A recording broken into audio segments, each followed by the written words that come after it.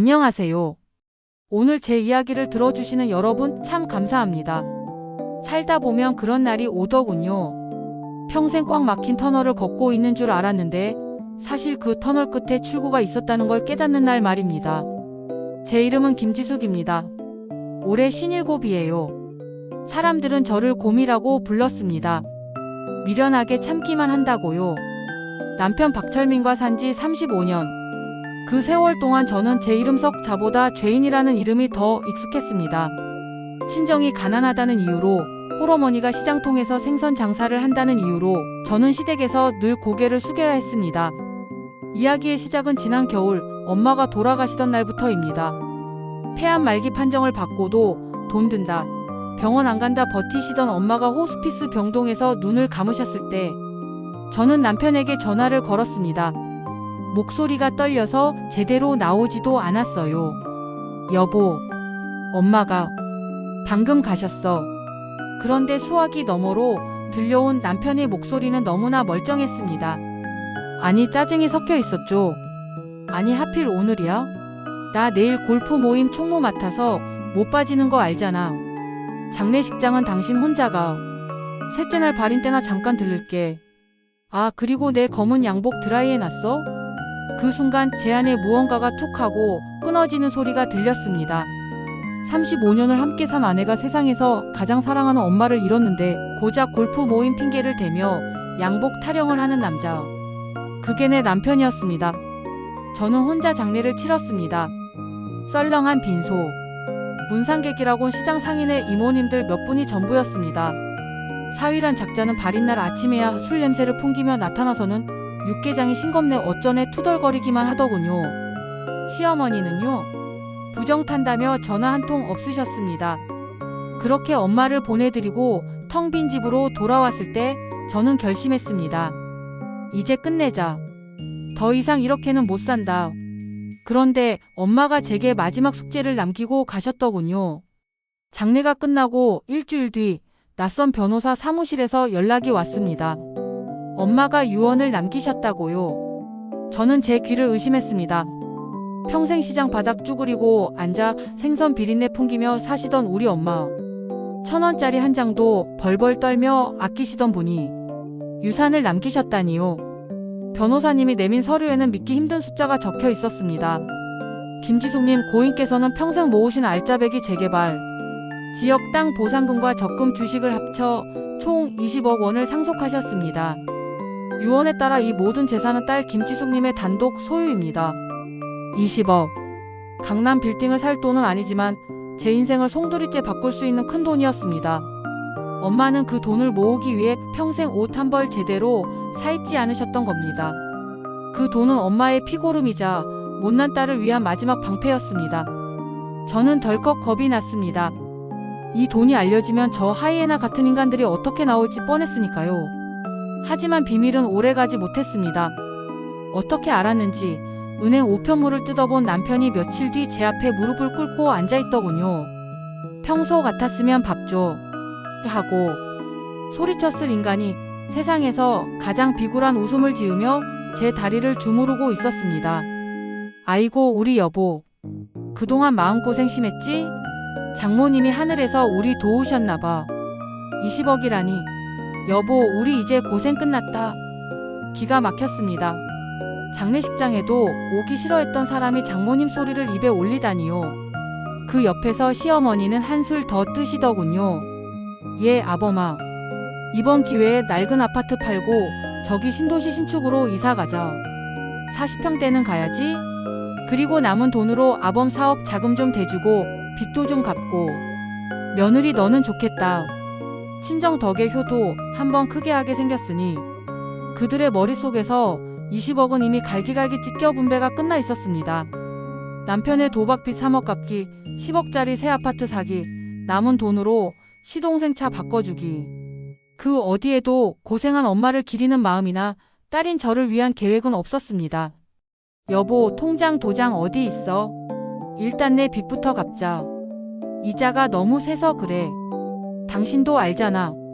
남편이 제 어깨를 흔들며 재촉했습니다. 저는 그 손을 차갑게 뿌리쳤습니다. 이 돈 엄마가 나한테 준 거야. 당신 빚 갚으라고 준 돈 아니야. 그러자 남편의 표정이 순식간에 돌변하더군요. 뭐? 야, 내가 그 돈을 어떻게 관리해? 여자가 큰 돈 쥐고 있으면 사기나 당하지. 그리고 부부 사이에 내 돈이 어디 있어? 내가 잘 돼야 너도 사모님 소리 듣는 거야. 시어머니는 옆에서 거들며 친정 돈 좀 있다고 유세 떠냐? 그래봤자 생선 판 돈 아니냐? 하며 악담을 퍼부었습니다. 저는 방으로 들어가 문을 잠갔습니다. 밖에서는 문을 쾅쾅 두드리며 욕설을 퍼붓는 남편의 고함이 들려왔습니다. 두려웠습니다. 이 돈을 지킬 수 있을까? 내가 저 사람들을 이길 수 있을까? 그날 밤 저는 엄마가 유품으로 남긴 낡은 라면 박스 하나를 열어보았습니다. 그 안에는 엄마가 평생 쓰신 가계부들이 들어 있었습니다. 누렇게 바랜 종이 삐뚤빼뚤한 글씨. 눈물을 훔치며 한 장 한 장 넘기던 저는 심장이 멎는 듯한 충격을 받았습니다. 1995년 사위 사업 부도 5천만 원 송금. 2002년 사위 도박 합의금 3천만 원. 2010년 사위 병원 개원 자금 2억 원. 끝이 아니었습니다. 가계부 맨 뒷장에 꼬깃꼬깃 접혀있는 차용증 뭉치. 남편 박철민의 지장이 선명하게 찍힌 각서들이 수두룩했습니다. 장모님, 이번만 도와주시면 평생 지숙이한테 잘하겠습니다. 맹세합니다. 이 돈은 꼭 갚겠습니다. 지숙이에겐 비밀로 해주세요. 엄마는 제가 남편 기죽일까봐 혹은 이혼당하고 혼자 될까봐 그 모진 세월 동안 저 몰래 사위의 똥을 치워주고 계셨던 겁니다. 남편이 저에게 내가 능력 있어서 빚 다 갚고 일어선 거야 라고 큰 소리칠 때마다 엄마는 뒤에서 묵묵히 통장을 털어놓고 계셨던 거예요. 그 금액을 다 합쳐보니 원금만 무려 5억 원이 넘었습니다. 엄마는 자신의 노후, 자금, 생선 팔아번 꼬깃꼬깃한 돈을 사위라는 밑빠진 독에 붓고 계셨던 겁니다. 그러면서도 저한테는 김서방 기죽이지 마라, 내가 참아라 하셨던 그 마음. 그게 얼마나 썩어 들어갔을지 상상조차 되지 않았습니다. 저는 그날 밤 평생 흘릴 눈물을 다 쏟았습니다. 그리고 다짐했습니다. 엄마가 남긴 20억은 내 노후를 위한 선물이 아니다. 이건 엄마가 나에게 준 칼이다. 이 칼로 저 거머리 같은 인간들을 잘라내라고 주신 거다. 다음날 아침 식탁 분위기는 살벌했습니다. 남편은 퉁퉁 부은 얼굴로 오늘 당장 은행 가서 20억 내 명의로 옮겨. 안 그러면 이혼이야. 하고 협박하더군요. 시어머니는 밥상을 엎을 기세였습니다. 그때 제 딸 소영이가 방에서 나왔습니다. 사실 소영이도 처음엔 아빠 편을 드는 척했습니다. 하지만 어젯밤 제가 보여준 할머니의 가계부를 보고 밤새 오열했었죠. 소영이가 식탁 위에 서류 봉투 하나를 툭 던졌습니다. 아빠, 이거 먼저 해결하고 돈 달라고 하세요. 이게 뭔데? 남편이 콧방귀를 뀌며 봉투를 열었습니다. 그리고 내용을 확인한 순간 그의 얼굴이 사색이 되었습니다. 그건 바로 엄마의 가계부에서 나온 차용증. 복사본과 변호사가 작성한 채무 변제 이행 독촉장이었습니다. 이게 뭐야? 남편이 말을 더듬었습니다. 제가 입을 열었습니다. 35년 만에 처음으로 아주 또렷하고 차가운 목소리로요. 당신이 우리 엄마한테 쓴 각서들이야. 원금만 5억, 법정 이자까지 합치면 7억은 되겠네? 엄마가 돌아가시면서 이 채권도 나한테 상속됐어. 그러니까 20억 탐내기 전에 당신이 엄마한테 빌려간 7억부터 갚아. 당장. 아니, 여보. 이건 옛날 일이잖아. 장모님이 그냥 주신 거지 무슨. 주신 거? 여기 갚겠습니다 라고 쓰고 지장 찍은 거 안 보여? 엄마는 당신이 성공해서 나 호강시켜준다니까 믿고 빌려주신 거야. 근데 당신 그 돈으로 도박하고 술 마시고 다 날렸잖아. 나한테는 비밀로 하고. 시어머니가 끼어들었습니다. 아니, 사위가 처가 돈 좀 쓸 수 있지. 부부 사이에 뭘 그리 따져? 어머님 빠지세요. 이건 채권자와 채무자의 문제입니다. 제가 소리를 질렀습니다. 시어머니가 입을 쩍 벌리고 굳어버리시더군요. 박철민 씨, 선택해. 20억 내놓으라고 떼쓰다가 7억 빚쟁이 돼서 감옥 갈래? 아니면 조용히 이혼 도장 찍고 몸만 나갈래? 아, 참고로 2차용증 들고 당신 회사 찾아가서 급여 압류 신청도 할 거야.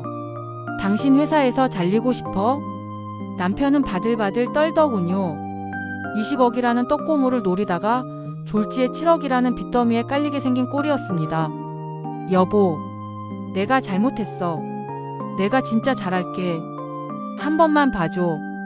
그가 제 바지가랑이를 잡고 매달렸습니다. 어제까지만 해도 기세등등하게 소리치던 남자가 말이죠.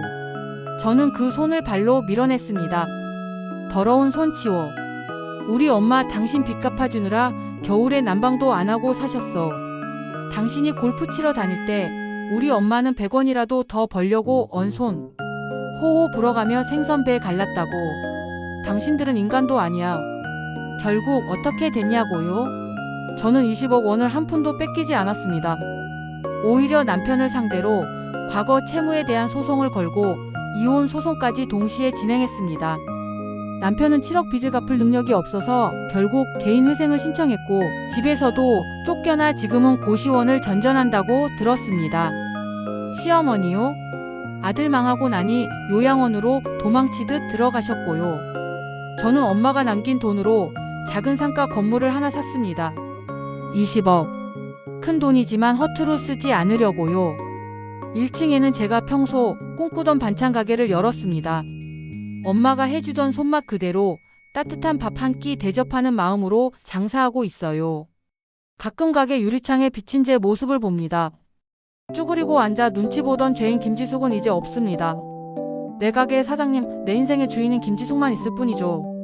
가끔 엄마가 사무치게 그리울 때면 저는 엄마가 남긴 낡은 가계부를 펼쳐봅니다. 그 안에 적힌 숫자들은 돈이 아니었습니다.